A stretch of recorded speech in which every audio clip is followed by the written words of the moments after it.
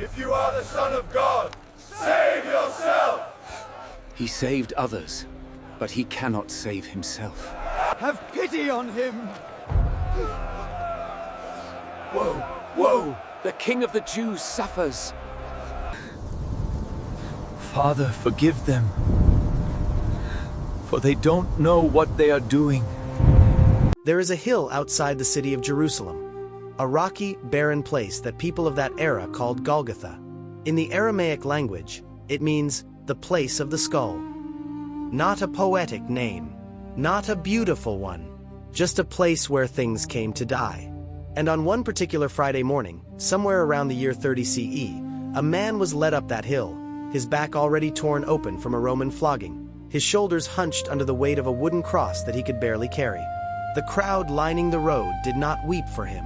They jeered, they spat, they mocked, and the man, bloodied, barely standing, did not curse them back.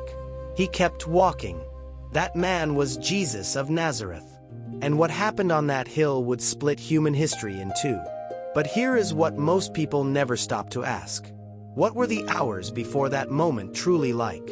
What was happening inside the hearts of the people who loved him, who followed him, who had given up everything for him? What went through the mind of the Roman governor who sentenced him to death, even though he believed the man was innocent? What was it like to be the mother of that man, standing at the foot of that cross, watching your son suffocate in public? These are the questions that matter, and these are the questions this story is going to answer. Think about the last time someone you deeply trusted looked you in the eyes and turned their back on you. Think about that specific sting, that cold, hollow feeling in your chest. Now multiply that feeling by 12. Because the night before Jesus was arrested, he sat at a table surrounded by the 12 men he called his closest friends. He shared a meal with them. He broke bread with them. He told them, quietly and plainly, that one of them was about to betray him. And not one of them believed it could be true. But here is the question that should make you pause. Did any of them ask themselves, deep down, whether it could be them? Because betrayal rarely comes from someone you dislike. It almost always comes from someone you love. The city of Jerusalem that week was overflowing with people. It was Passover, one of the most sacred Jewish festivals of the year, and pilgrims had traveled from all over the known world to be there. The events of that final week cover the time from when Jesus and his followers entered Jerusalem for the festival of Passover all the way to Sunday morning, when his followers proclaimed that he had risen from the dead. World History Encyclopedia. The streets were loud, tense, and full of political electricity. The Roman occupiers were watching carefully. The Jewish religious leaders were nervous. And walking right into the middle of all of that was one man whose growing following had become impossible for powerful people to ignore. To understand how Jesus died, you have to understand who he was before that Friday morning. He was not a general. He was not a king with an army. He was a carpenter's son from a small town called Nazareth, a backwater place that people dismissed. There is even a line in the Gospel of John where someone hears where Jesus is from and responds, simply, "Can anything good come out of Nazareth?" That was the world's first impression of him. A nobody from nowhere. But the man who emerged from that obscurity was anything but ordinary. He healed the sick. He sat with the outcasts. He spoke about a kingdom where the poor were blessed, where the last would be first, where love was more powerful than the law. And enormous crowds followed him everywhere he went. Now, picture the religious establishment watching this happen. The chief priests and the elders of Jerusalem had spent their entire lives building their authority. They controlled the temple. They controlled the interpretation of the law. They controlled the social order. And here was this itinerant teacher from Galilee attracting thousands of people. Not by force, not by wealth, but simply by speaking. Jewish leaders feared Jesus because of his growing followers. Bible study tools. They feared him the way powerful people always fear someone they cannot buy, cannot threaten, and cannot silence. And so they began to plan. Meanwhile, among Jesus' 12 disciples was a man named Judas. Let's call him by his American equivalent here. A man we'll call James the Betrayer, to make this story land close to home. James was trusted. He was the one who handled the group's money. He was an insider. And something shifted in him. Whether it was greed, disillusionment, or something he told himself was righteous, he went to the chief priests and offered to hand Jesus over to them in exchange for 30 pieces of silver. 30. The price of a slave. That was what one of Jesus's closest companions decided his teacher's life was worth. The night before his arrest, Jesus took his disciples to a garden on the slope of the Mount of Olives, a quiet, olive tree-covered place called Gethsemane. It was night. The city below them was still lit with the fires of Passover. And Jesus walked a little distance away from his disciples, knelt on the ground, and prayed. He said, "My soul is overwhelmed with sorrow to the point of death." Jesus' film project. He asked God to take the suffering away from him if there was any other way. And then, in one of the most quietly powerful moments in all of human history, he said, "Not my will, but yours." He was not naive about what was coming. He was not confused about what the morning would bring. He was fully aware. And still he stayed. When he walked back to his disciples, he found them asleep. He had asked them to stay awake and keep watch with him, and they had fallen asleep. 3 times he came back, and 3 times they were asleep. Can you imagine that? Being hours away from the worst thing that will ever happen to you, and the people who love you the most cannot stay awake. There is something so achingly human about that detail. It did not make Jesus angry. It just made him quiet. And then the torches appeared at the garden entrance. The soldiers had arrived, and James the betrayer was leading them. He walked straight up to Jesus and greeted him with a kiss, the agreed-upon signal to identify which man should be arrested. Okish, used as a weapon. If you have ever had your kindness used against you, if you have ever had your trust turned into a trap, then you understand exactly what that moment felt like. They arrested Jesus in the middle of the night and dragged him to the house of the high priest. What followed was a mockery of justice conducted in the dark, before dawn, before the city was even awake. He was led to an initial trial at the Sanhedrin and then a final trial at Pilate's court. The Sanhedrin, the religious council, had already decided the verdict before the trial began. They questioned him, and when he answered them honestly, they called it blasphemy. They needed only enough cover to hand him to the Romans. Because under the Roman occupation, the Jewish authorities did not have the legal power to execute someone themselves. They needed Rome to do it for them. And so Jesus was taken to Pontius Pilate, the Roman governor of Judea. Now, Pilate was not a kind man. History remembers him as harsh, politically calculating, and often brutal. But even Pilate, when he questioned Jesus, could find no crime worth death. Pilate could find no wrong in Jesus, yet he wanted to give the people what they wanted, and that was the death of Jesus. Pilate washed his hands in front of the crowd to symbolize that he was not taking responsibility for the bloodshed. Bible study tools. That image, a governor literally washing his hands of a man's fate, has echoed through 2,000 years of human consciousness. We still use that phrase today when we mean someone who refuses to take moral responsibility for what they allow to happen.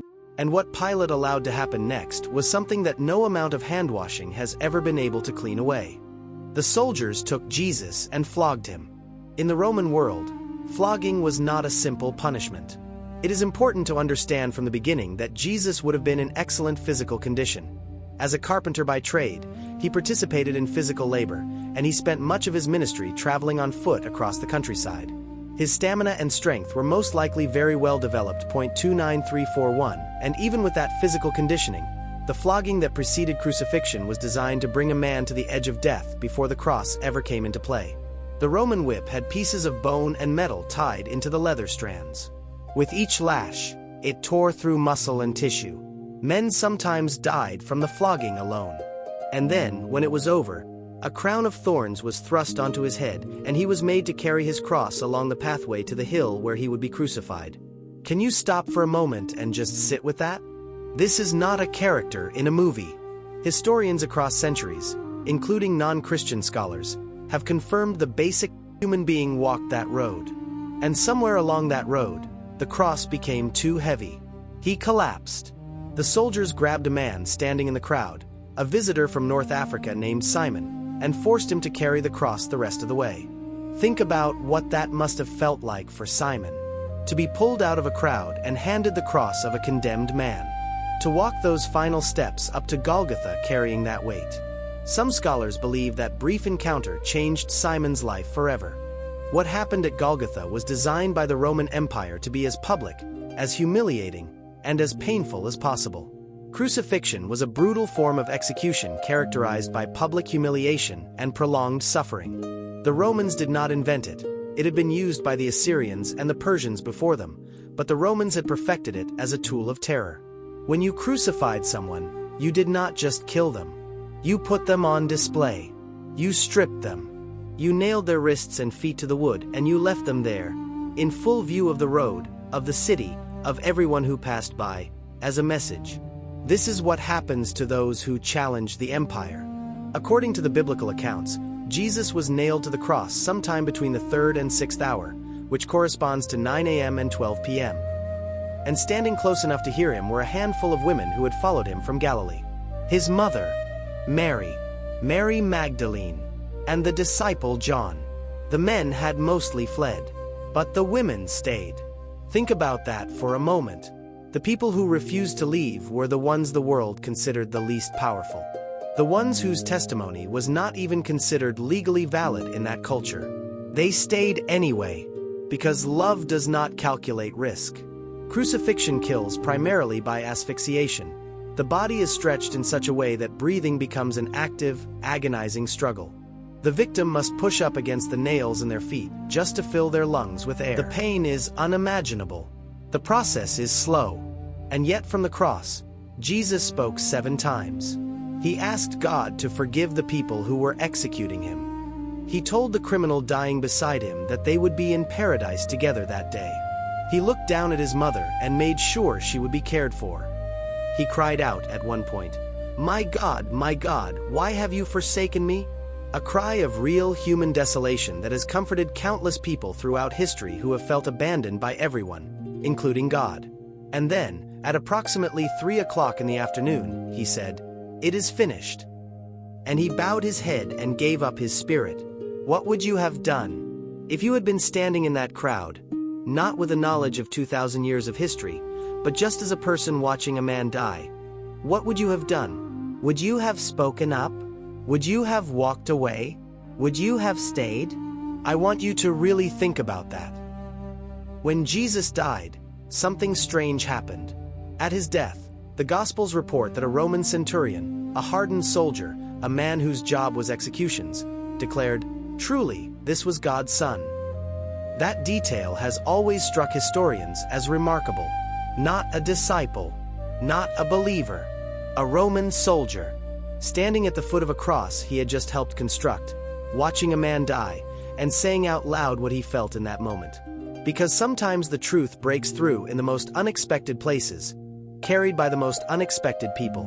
Because the next day was the Sabbath of Passover week, the bodies needed to be taken down before sunset. To accelerate death, soldiers would typically break the legs of the crucified, preventing them from pushing up to breathe. When the soldiers came to Jesus, he was already dead, so they did not break his legs. Instead, a soldier pierced his side with a spear, and blood and water came out, what modern medicine recognizes as the fluid surrounding the heart and lungs. He was gone. A wealthy man named Joseph, who had quietly been a follower of Jesus, went to Pilate and asked for the body. He wrapped it in clean linen cloth and placed it in a tomb that had been carved out of rock. His own tomb that he had prepared for himself. A stone was rolled across the entrance. And that was the end. Except, it wasn't. 3 days later, the women who had stayed at the cross went back to the tomb to complete the burial rituals they had not had time to finish before the Sabbath. And what they found stopped them cold. The stone had been rolled away. The tomb was empty. The linen was lying there, folded. And 2 figures in white asked them the question that has echoed through centuries. Why do you look for the living among the dead?